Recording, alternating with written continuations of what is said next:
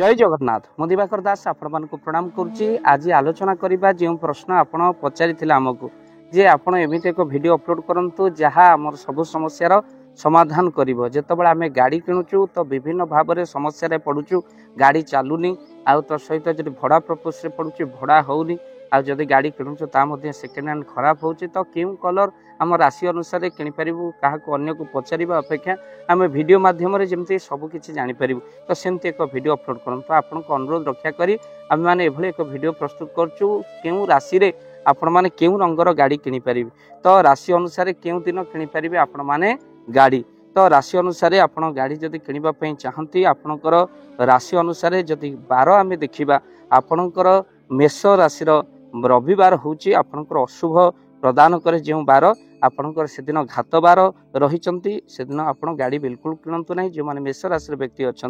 तापरे वृष राशि से घात बार होती शनिवार हूँ अशुभ बार। तापरे आपणकर मिथुन राशि सोमवार को घात बार कहुच्छी। कर्कट राशि बुधवार हूँ आपणकर घात बार अशुभ बार।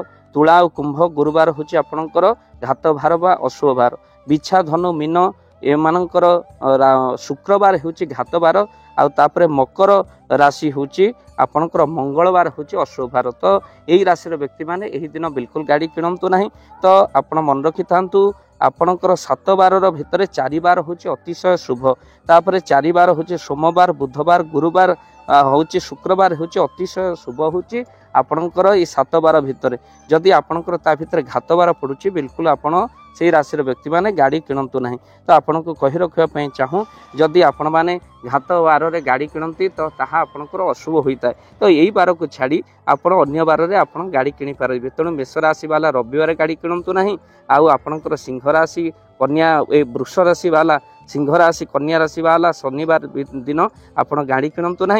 मिथुन कर्कट राशि वाला सोमवार आउ बुधवार मिथुन सोमवार कर्कट हूँ बुधवार अशुभ बार हेतु गाड़ी किणतु ना। तुला आउ कुंभ गुरुवार दिन गाड़ी किणतु ना। मिछा बिछा और धनु मीन शुक्रवार दिन केबे भी गाड़ी किणतु ना या अशुभ बार रही। मकर राशि मंगलवार आपणकर अशुभ रही तेणु गाड़ी किणतु ना।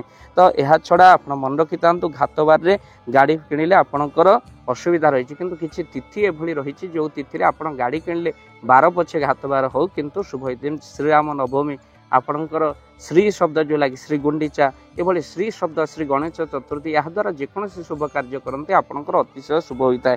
खाली सेतिक नुह आपणकर शुभ रंग आम कहीदे जाऊँ। आउ जो शुभ रंग हूँ मेष कर्कट सिंह बिछा धनु मीन मन रखि था आउ थे कहूँ मेष कर्कट सिंह बिछा धनु मीन नाली धला और हलदिया गाड़ी आप निश्चिंत रंगर किनीपारे यह अत्यधिक शुभ रहा। थे कहूँ मेष कर्कट सिंह बिछा धनु मीन राशि व्यक्ति माने नाली धला और हलदिया गाड़ी निश्चिंत भाव में आपणकर शुभ रंग। तेणु वृष मिथुन कन्या तुला और कुंभ राशि एमानकर कला धला नील सबुज आ धूसर कलर रंग गाड़ी किणिले यह अत्यधिक शुभ होता है। आउ थे कहीदे वृष मिथुन कन्या तुला आ कुंभ कला धला नील सबुज आ धूसर रंगर गाड़ी यह अतिशय शुभ होता है। जहाँ आप प्रश्न पचारे यार उत्तर। तो वीडियो को बहुमात्रा शेयर करूँ। चैनल जदि नुआ चैनल को निश्चिंत भाव में सब्सक्राइब करूँ। एमती बहु किसी बहु तथ्य आप पाइपर भाव दिवाकर चैनल माध्यम। तो निश्चिंत भाव में जो गाड़ी रंग को नहीं आपणकर राशि को नहीं संदेह थिला तो आप निश्चिंत दूर हो जाइथिबो।